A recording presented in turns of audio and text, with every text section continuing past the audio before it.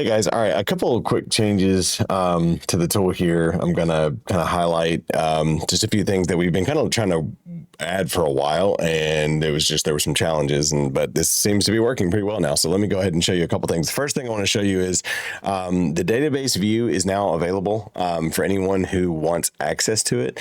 I will say there is really no way to make this database secure because it is an open database. It is part of Google Sheets, Google Drive.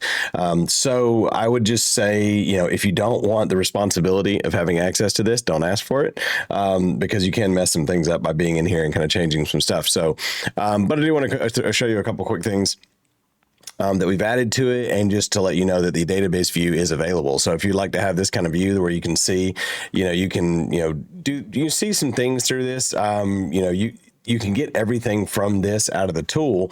But if this just view is easier for you to look over, for example, you can, sort things by, width and gauge and ID, and, sorting out this data doesn't actually do anything to break it. It's just if you were to accidentally delete something or change something, that will be reflected in the tool as well. So just something to keep in mind if you want that view. But let's take a look at the new changes. So we're calling this 1.1, and just a really simple change, but I think it's going to add a lot of functionality for us. So let's take a look. So I'll show you by adding a new coil, and what we have added is this new thing called flags. So flags are anything, and if you look at the database view here, flags are anything that you'll see in the database view that have flag in front of them and then whatever you want that flag to be. So you can actually add flags over time if we want to. And so these are the ways that, we can add these kind of keywords to filter to coils, so that if we want to search by them, if we want to filter by this keyword, or if you want to add this keyword later, you can do that. So pretty cool little piece of functionality. So I'll show you kind of how that looks and how it works. So whenever you go to add coil, and this is always kind of a lot to do, but I'll just add these in. We're going to add the coding. We'll do the color, and I'm going to put it on, let's see, light gray so I can remember it, because I want to make sure I delete this from the database. We'll do 22. We'll do the width as 444, which is not realistic. Again, if you're doing any kind of testing or anything with the tool, try to give it numbers or quantities or things like that that are a little bit outrageous. That way, we can always kind of locate them and remove them if we need to. We'll put it in the building A. Clarkner is fine. We'll do 999 for the cost for lineal foot. We'll do scrap. All right, let's give it the lineal footage for this one. Let's just do 9999, and then give it a PO number. Let's just give it some kind of numerical code. There we go. Hopefully that one hasn't been used. And then we'll do color match. We'll say false, and then notes. So there's what test coil. And I have a little piece of thing in here that if any coil has test in it, it will actually remove it after a week anyway. So if you were to test some things, it'll remove the test coils after about 7 days of them sitting in our inventory. So here you go, you have coil flagged right here, and this is the ones that you can select. Now you can select as many of these as you want, or you can select none of them. So they are completely optional. So let's just say that this one we are automatically going to put on sale because it was scrap, and then I'm going to give it from Edgewave.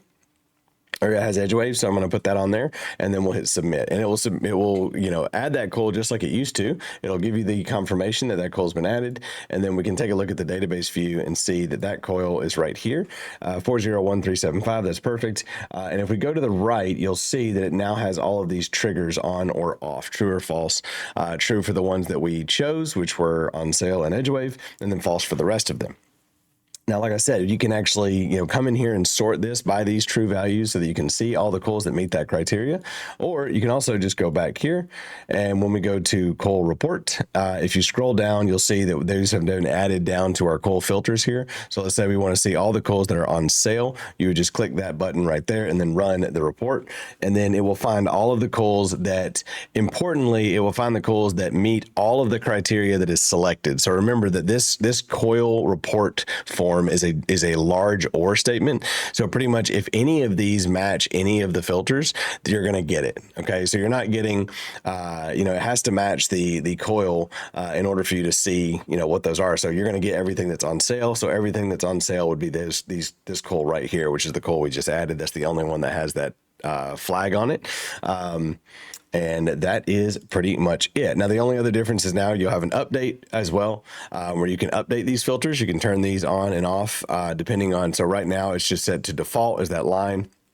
You can actually turn these on or off, and it will, based on your coil ID that you put in, you can actually update these filters over time. So if a coil develops rust, you can go back through, take its coil number, for example, and then in here, because the coil number, you'll have the ID, or you can obviously scan the QR code or bring it in like that. But let's say we put the coil ID in here for our new one, we can actually add rust to that, because I believe we turned rust. Let's make sure we turned rust off. Yeah, rust is off. We can actually add rust to that, or we can turn rust off.